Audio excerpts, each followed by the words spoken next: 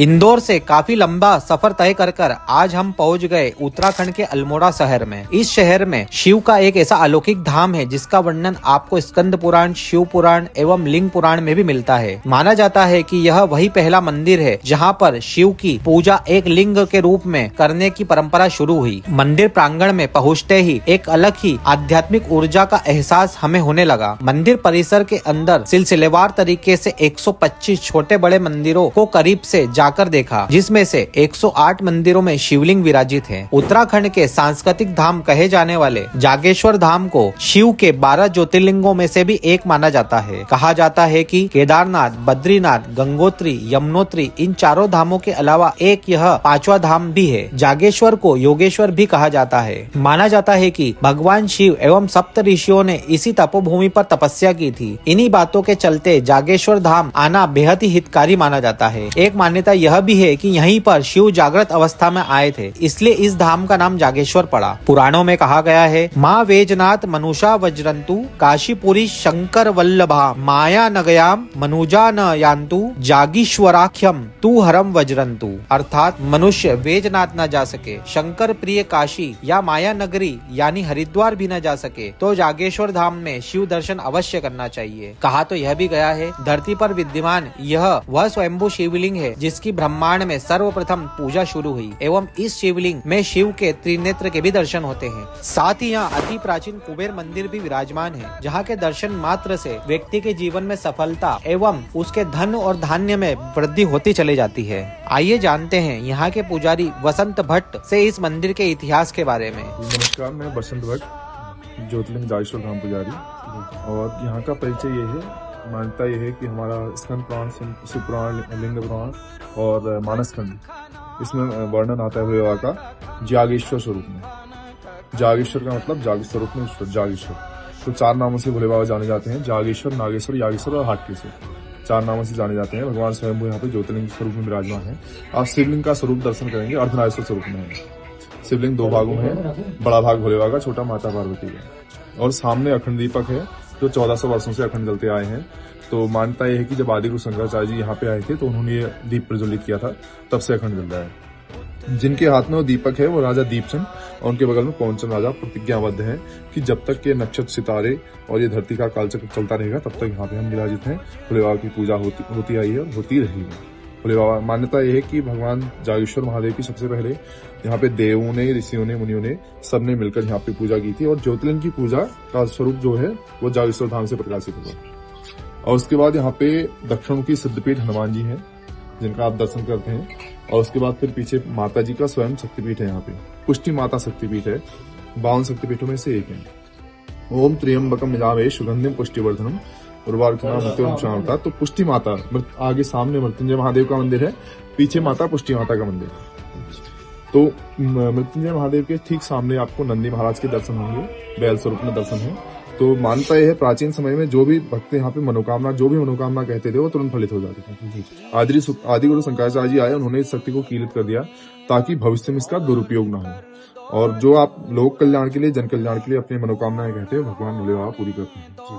और बाकी जो प्राचीन समय में जो भी आप मनोकामना कहते थे वो पूरी हो जाती, वो वर्तमान में नहीं है। उन्होंने वैदिक मंत्रों के द्वारा शक्ति को कीलित कर दिया है। जैसे हमारे गायत्री मंत्र और ये स्थापित और कीलित है, इसी प्रकार यहाँ पे शक्ति है जागृत स्वरूप में ईश्वर, वो भी शक्ति कीलित है। जन कल्याण के लिए यदि किसी को कोई मन की कामना यदि करना है तो वो पूरी होगी जी। इसके अलावा बाकी सारी चीजें कीलित। हाँ, उसके बाद एक परिक्रमा में जो आपको मैंने परिचय बताया, परिक्रमा पथ के अनुसार बताया, तो पीछे हवन कुंड है, हवन कुंड के दर्शन करते हुए पीछे केदारनाथ जी के दर्शन करते हुए पुनः यहाँ पे आएंगे। भगवान जागेश्वर के जो यहाँ पे द्वारपाल है नंदी और भृंगी। आप नंदी महाराज के हर जगह दर्शन बैल स्वरूप में करते हैं जी, लेकिन यहाँ पे भोले बाबा के जो द्वारपाल हैं, जैसे भगवान विष्णु के जो द्वारपाल हैं जय और विजय, यहाँ पे नंदी और भृंगी मानस रूप में है। अंदर आप दर्शन करेंगे बैल स्वरूप में भी दर्शन है, और बाहर मानस रूप में। सामने जो नदी बह रही है जटागंगा नदी है, नीचे जटागंगा नदी है, भगवान शंकर जी के तट से होते हुए। तो ये जंगल में 7 जटाएं हैं। ऊपर ट्रैकिंग का रास्ता है, 3 किलोमीटर ऊपर है। 7 जटाएं शंकर जी की, वहां से जल प्रवाहित होता है, इसलिए जटागंगा कहलाई।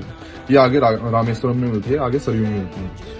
और इधर आप जो ये कमल कुंड के दर्शन कर रहे हैं जी, मान्यता यह है प्राचीन समय में इसमें लवकुश यज्ञ किया। लवकुश जब अपने पिता से युद्ध कर बैठे भूलवश, तो उनको पितृदोष लग गया, तो पितृदोष को मिटाने हेतु यहाँ पे उन्होंने यज्ञ किया। बाद में इस यज्ञशाला को संरक्षित करने के लिए इसमें कमल स्थापित कर दिया गया और कमल कुंड कहलाया गया। जी, यहाँ पे 33 कोटि देवी देवता है विराजमान है। भगवान शंकर जी के 108 लिंग स्वरूप में विराजमान है, जिसमें से आप अन्य अन्य नामों से कोई नीलकंठ है, कोई लकुलीस है, कोई तांडेश्वर है, तो इस प्रकार से कोई महाकालेश्वर है, तो अन्य अन्य नामों से यहाँ पे भगवान शंकर जी 108 नाम स्वरूप में है। बाकी 17 अन्य देवताओं के मंदिर है, जैसे नवदुर्गा हो गई, माता पुष्टि माता होगी, हनुमान जी हो गए और बट भैरव जी साक्षात स्वरूप में यहाँ विराजमान है। क्योंकि माता जी का शक्तिपीठ है, जहाँ शक्तिपीठ होता है वहाँ भैरव जी विराजमान होते हैं, इसलिए यहाँ पे बटुक स्वरूप में भैरव है, बटुक भैरव जी। ऊपर एक धाम है बृहद जागेश्वर, जहाँ पे भगवान भोले बाबा विष्णु के साथ हैं। भगवान विष्णु के साथ भोले बाबा विराजमान है, इसलिए बृहद जागेश्वर। यहाँ पे बाल जागेश्वर है, बाल स्वरूप में भगवान भोले बाबा यहाँ विराजमान है। अर्धनारीश्वर स्वरूप में माता पार्वती भोले बाबा की गोद में बैठी है। जी, हमारा जो स्कंद पुराण कहता है कि भोले बाबा जो जागेश्वर स्वरूप में विराजमान है, उनकी गोद में माता पार्वती बैठी है। और इधर क्षेत्रपाल देवता है हमारे झांकर सेन में। यहाँ पे टोटल 4 धाम है, पीछे दंडेश्वर धाम भी है। तो मान्यता यह है कि भगवान शंकर जी को जो लिंग विघटित होने का जो दंड मिला था, वो दंडेश्वर में मिला था, तो वहीं से लिंग प्रकाशित हुए 12 स्वरूप में। तो यहाँ पे नागेशम दारुकावनी नाम से जाने जाते हैं, क्योंकि ये पीछे जो आप जंगल देख रहे हैं पूरा दारुका वन है। ये मानता है कि सप्तऋषियों की तपस्थली थी जी, तपस्थली से उसके बाद आज भी मानता है कि जो देवदार वृक्ष के स्वरूप में यहाँ पे ऋषि मुनि तपस्यारत रहते हैं। आप यहाँ पे वृक्षों का स्वरूप दर्शन करेंगे, अर्धनारीश्वर स्वरूप में वृक्षों का भी दर्शन होंगे। यहाँ पे एक वृक्ष है, इसमें गणेश जी और माता पार्वती शंकर जी एक साथ विराजमान है जी। उस वृक्ष का भी दर्शन करा रहा हूँ आपको। बाकी जो यहाँ का है वो आपने स्वरूप बताया। वैसे भोले बाबा की महिमा तो कोई प्रकार नहीं है, तो ये सूक्ष्म स्वरूप में जितना हमें ज्ञान था बिल्कुल वो अनुसार। और आइए हम आपको गणेश,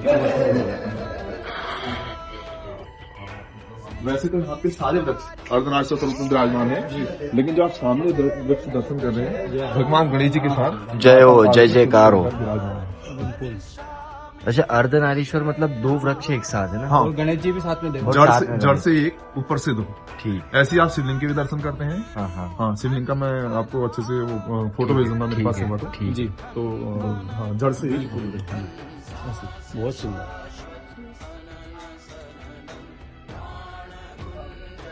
तो वो जो विष्णु भगवान और शिव जी साथ में विराजमान है, उसके लिए किधर से आना पड़ेगा? ये इधर पहाड़ी के टॉप में आप ट्रैकिंग करके जाएंगे तो इधर से 3 किलोमीटर पड़ेगा। ठीक है, अगर आपके पास बड़ी गाड़ी है तो इधर से बड़ी गाड़ी से जा सकते हैं। गाड़ी से क्या नाम से? इधर से कच्ची रोड है, बृहद जागेश्वर। बृहद जागेश्वर, हाँ ठीक। आगे से 15 किलोमीटर से रास्ता है, मतलब यहाँ से टोटल 15 किलोमीटर पड़ता है आगे से, तो उससे भी आप जा सकते हैं जागेश्वर के लिए, पक्की सड़क। इधर से गाड़ी नहीं जाएगी? इधर से गाड़ी जाती है, जैसे ऑल्टो वगैरह हम ले जाते हैं, जैसे हमारे जो लोकल के रहते हैं लोकल के हैं, यहाँ से 3-4 किलोमीटर है, और उधर से 15 किलोमीटर है, वो पक्की सड़क है, वहाँ से आपको आसानी से आप जा सकते हैं। बृहद जागेश्वर जी, बृहद जाना जरूरी है ना। बिल्कुल, भगवान शंकर जी का बाल स्वरूप दर्शन किया है तो विष्णु भगवान वहाँ पे भगवान शंकर जी आप विष्णु के साथ हैं, और सामने हिमालय दर्शन भी होते हैं वहाँ से। यहाँ पे माता जी की विशेष ये है कि ये हमारा ध्यान की भूमि है, जागेश्वर धाम, और ये क्षेत्र पूरा ध्यान की भूमि है। जागृत स्वरूप में ईश्वर जागेश्वर, तो पूरा क्षेत्र जागृत स्वरूप में है। और माता जी का आप यहाँ पे दर्शन करेंगे ना, तो माता जी महिषासुर मर्दिनी स्वरूप में है, लेकिन वो ध्यानस्थ है। वो उनकी आंखें लाल नहीं है, उनकी जीभ निकली नहीं है, और बिल्कुल हाँ गुस्से में नहीं है, वो बिल्कुल आंखें मुक्त हुए बिल्कुल शांत स्वभाव में है, और महिषासुर का वध कर रही है। तो आपको नीचे महिषासुर मिलेगा, उनके ऊपर माता सिर पे सवार है। वहाँ का उनके दर्शन कहाँ से होंगे? यहाँ से आप हनुमान जी में जाएंगे, हनुमान जी से माता जी के दर्शन करेंगे। अच्छा, और ये कारपेट बिछी है, इसके अनुसार परिक्रमा पथ है पूरा। अच्छा ठीक है। तो माता जी का जब दर्शन यहाँ पे करेंगे तो आपको ध्यान का स्वरूप यहाँ पे पता चलेगा कि वो महिषासुर कौन सा है जिसका वध करना है हमें। तो मन का महिषासुर, उसका वध करें, जागेश्वर धाम में ध्यान करें। और बाकी यहाँ पे सारी पूजाएं होती हैं, छोटी से छोटी दर्शी पूजन से लेकर और नमक चमक से लेकर और पूरा महापुंज अनुष्ठान आपका शुभ। तो कैसा लगा आपको यह शिव का अलौकिक धाम, कमेंट्स में बताइए। और ऐसे ही प्राचीन मंदिरों के इतिहास की जानकारी के लिए आप हमारे चैनल कैलाशी दर्पण 29 को सब्सक्राइब करें। जय श्री महाकाल, हर हर महादेव।